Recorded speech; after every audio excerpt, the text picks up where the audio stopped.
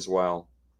Yeah, B minus because I think this room has I think this group has a lot of room to grow. I think there's a lot of youth here, especially I would say at the top end of the room. When you talk about guys like T Mac and Xavier Leggett and Coker, there's some veteran guys too.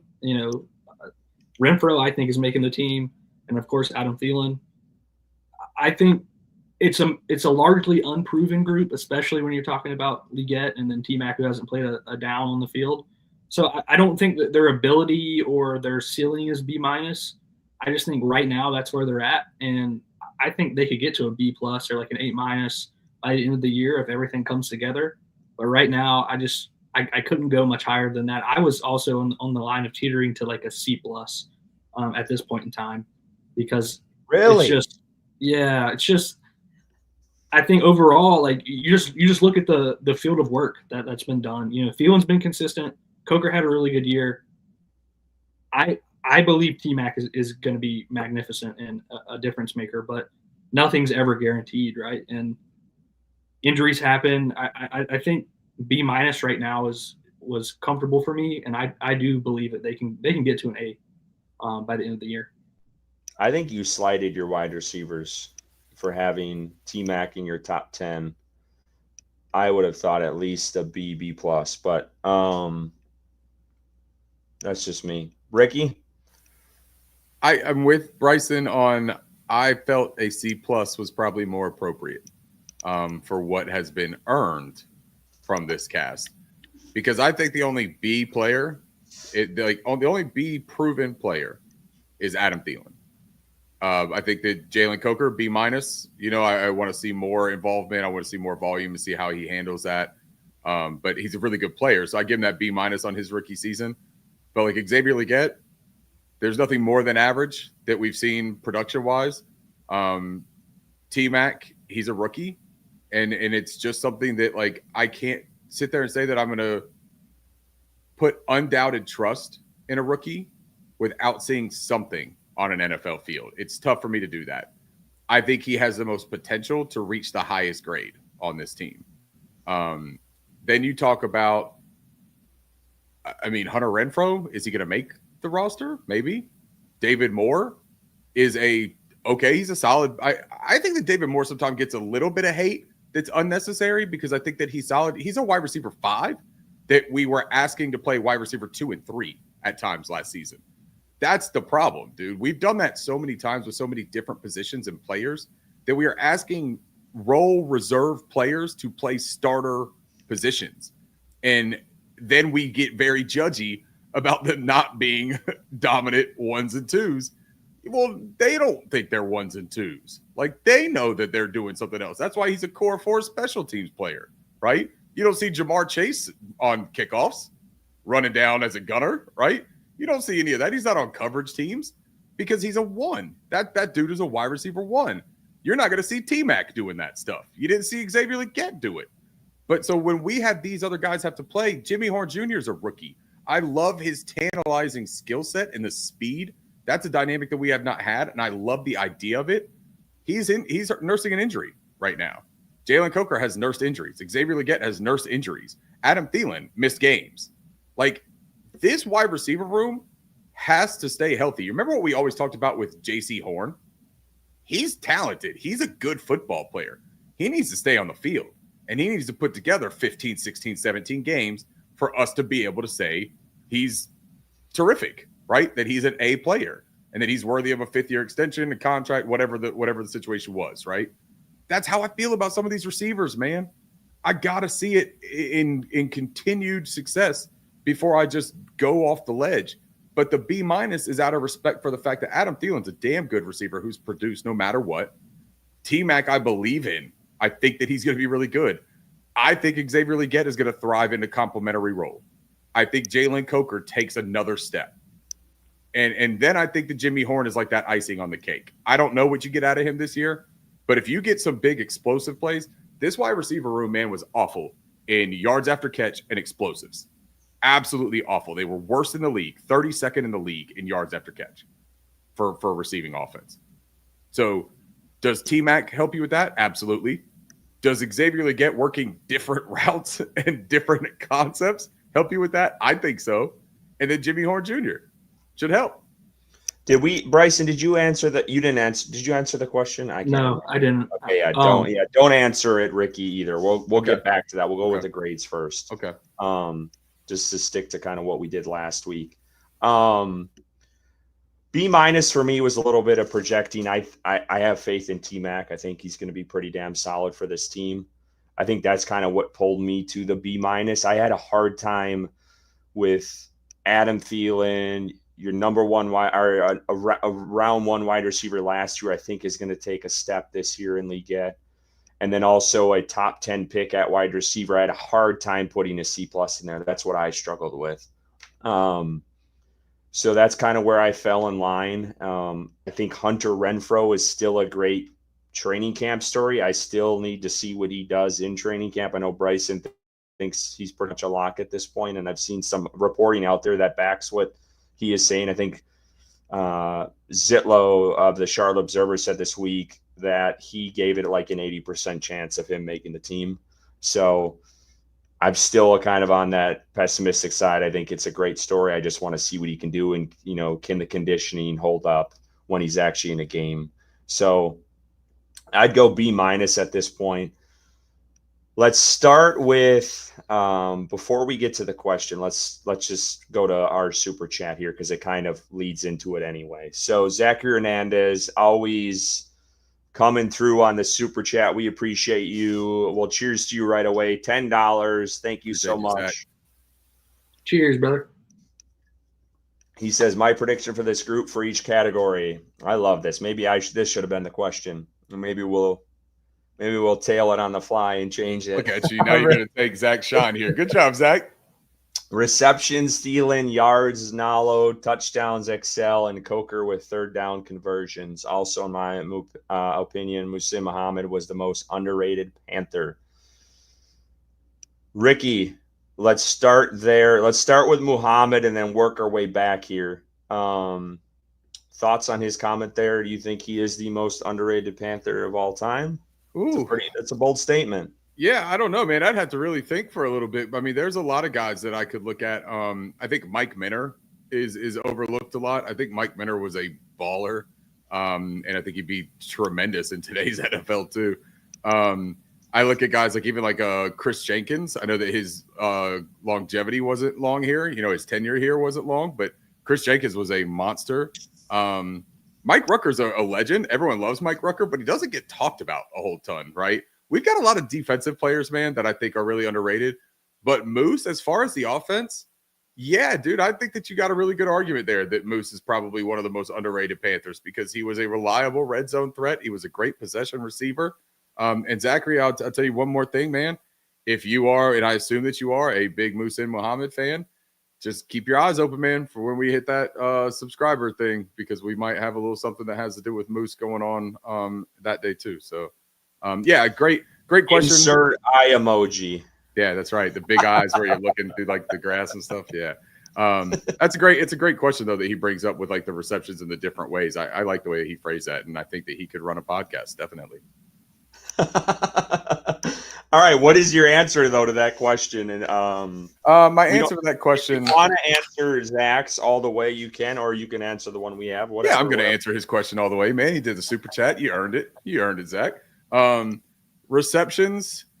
Yeah, I think I'm going to go Adam Thielen as well. I still think that Thielen gets peppered with targets. The only way that I could see that being a thing is if he were to get hurt. Then I think that would be T-Mac. I still think that T-Mac's going to be a volume receiver. I don't think that he's just going to be this like only use him in the red zone.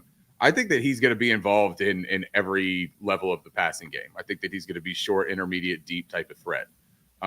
Yards. Ooh. Yeah, I guess I'm going to go T-Mac there. Although, you know what, man? It wouldn't shock me if that's Thielen as well. Like, I think that those two could be almost like head-to-head for a lot of this. Where I think the touchdowns I'm different on is I think that T-Mac is the touchdown leader. I think that T-Mac is going to put up a minimum of 7 touchdowns, I think, this season. I think that you're going to see one every other game or a couple of games where he's got 2 or 3 even where he's just feeling it and in the zone. He's one of those players, man, where he can have those games where he might put up 145 and 2 touchdowns in a game and look like he's barely trying out there because that's the kind of athlete and player that he is. XL, I'd love it if XL led the touchdowns, but I just don't see it, man. I don't see, like, you move him out of that X role. I don't see them looking at him in red zone. I don't see him being the big explosive play guy. And Coker with third down conversions, man, that's an awesome guess.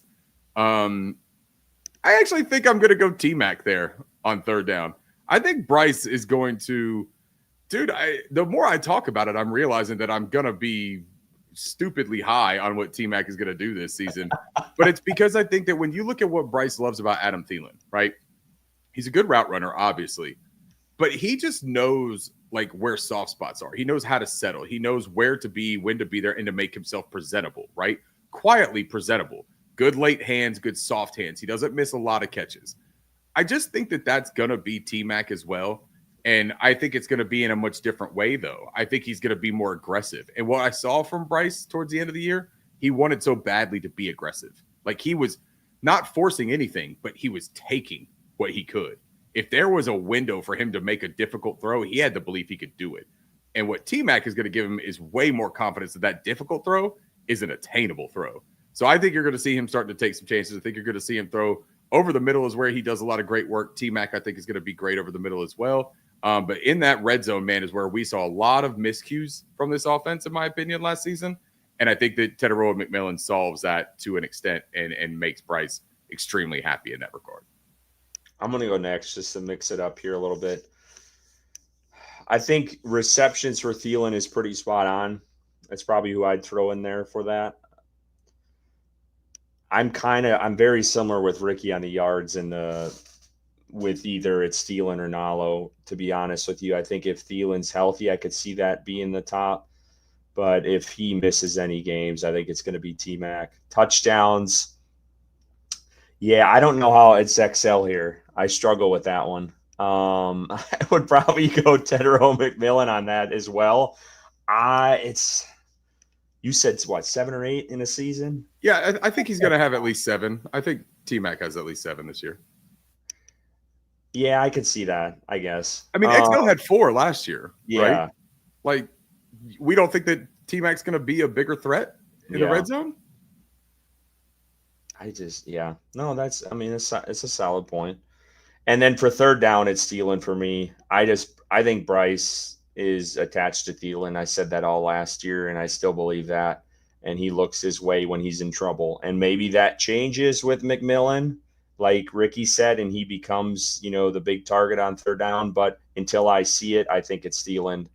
But it would be awesome if it was Coker, because that tells me that I think, he is ready to replace Adam Thielen in that role, because I feel like he could be that safety blanket for Bryce. Maybe there is a smart way of looking at that too, though, that if T-Mac starts garnering a bunch of attention, then a guy like Jalen Coker or Adam Thielen is going to have a lot of free reign on that underneath and intermediate on these third down looks because of the attention that T-Mac might get. So that's a good point too. Bryson. Who's your most underrated Panther of all time? Oh, I apologize. I apologize, Hernandez. I am going to go Fozzie Whitaker. Wow. No, honestly, wrong with his internet, guys. I kind of agree with Ricky on Chris Jenkins. I think he was a stud for this team, and not a lot of folks talked about him, and he didn't get a lot of credit. I do think Muhammad, though, is a really good one too, because he even played in Chicago and played decent even there after he left Carolina. So I do think Muhammad is a solid choice. Like, I don't hate that decision at all. But for me, I think it's probably Chris Jenkins. Okay. All right. So for receptions, yards, and touchdowns, I have the same player. I think it's going to be T-Mac. I think he's going to be involved at extremely high level, not only because of his Bryson.